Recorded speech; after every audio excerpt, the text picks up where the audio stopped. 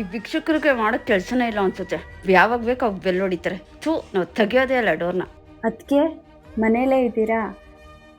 Bell ಮಾಡಿದೆ, door ಓಪನ್ನೇ ಮಾಡಿಲ್ಲ. 2 ದಿನ ಇದ್ದೋಗೋಣ ಅಂತ ಬಂದೆ. ಅದಕ್ಕೆ ಹೇಗಿದ್ದೀರಾ? ದರಿದ್ರ, ಬೆಳಗ್ಗೆ ಎದ್ದು ಇವಳು ಮುಖ ನೋಡಬೇಕು. ಯಾರೋ ಭಿಕ್ಷುಕರು ಅನ್ಕೊಂಡೆ ನೀನು ಅಂತ ಇವಾಗ ನಾನು ಗೊತ್ತಾಯ್ತು. ಬಂದಿದ್ದೀನಮ್ಮ. ನೀನು ಇದ್ದಿದ್ರೆ ನನ್ನನ್ನು ನೀನೇ ಕರ್ಕೊಂಬತ್ತಿದ್ದೆ. ಗಂಡನ ಕಳ್ಕೊಂಡ್ಮೇಲೆ ಫಸ್ಟ್ ಟೈಮು ತವ್ರ ಮನೆಗೆ ಬಂದಿದ್ದೀನಮ್ಮ.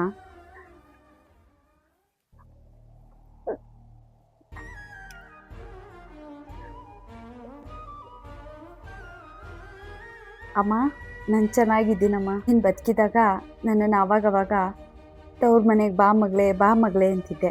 ಆದರೆ ಮನೇಲಿ ನನ್ನ ಗಂಡನ ನೋಡ್ಕೋಬೇಕು, ನನ್ನ ಗಂಡನ ಜೊತೆ ಇರಬೇಕು ಅಂತ ನಾನು ತವ್ರ ಮನೆಗೆ ಬರ್ತಿರ್ಲಿಲ್ಲ.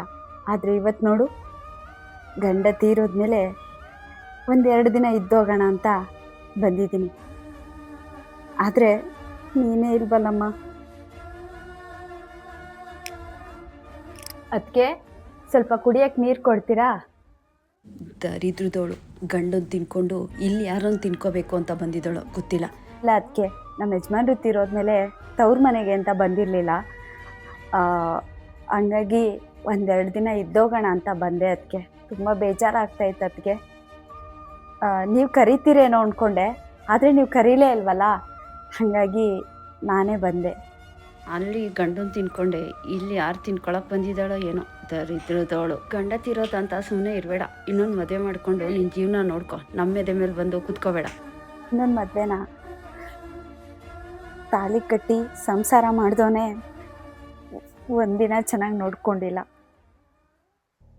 ನರ್ಕನೇ ಅನುಭವಿಸ್ಬಿಟ್ಟೆ.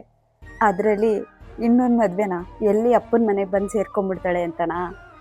ಇಲ್ಲ, ಅದಕ್ಕೆ ಯಾರಿಗೂ ಭಾರ ಕೊಡಲ್ಲ.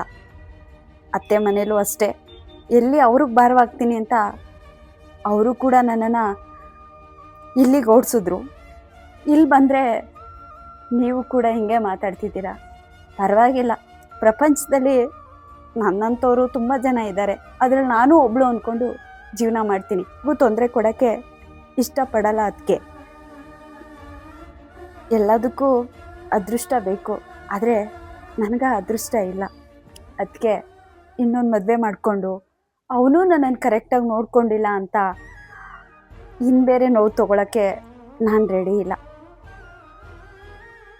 ಒಂಟಿಯಾಗಿ